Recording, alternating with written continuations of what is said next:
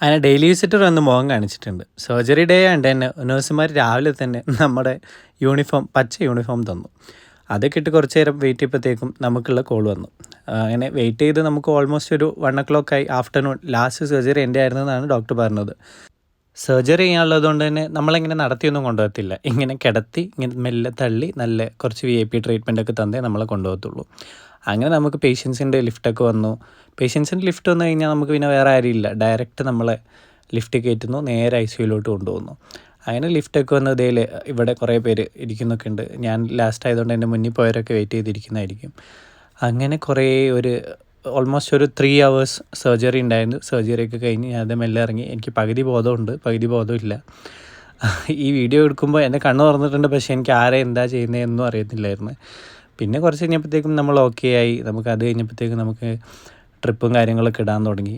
അപ്പോൾ പെയിൻ കില്ലേഴ്സും കാര്യങ്ങളൊക്കെ. അങ്ങനെ ഒരു രാത്രി ഓൾമോസ്റ്റ് ഒരു 10 മണിയൊക്കെ കഴിഞ്ഞപ്പോഴത്തേക്കും നമുക്ക് കുറച്ച് വെള്ളം കുടിക്കാൻ തന്നു. അത് കഴിഞ്ഞ് പിന്നെ 12 മണിക്ക് ഫുഡും കഴിച്ച് ഞാൻ പടം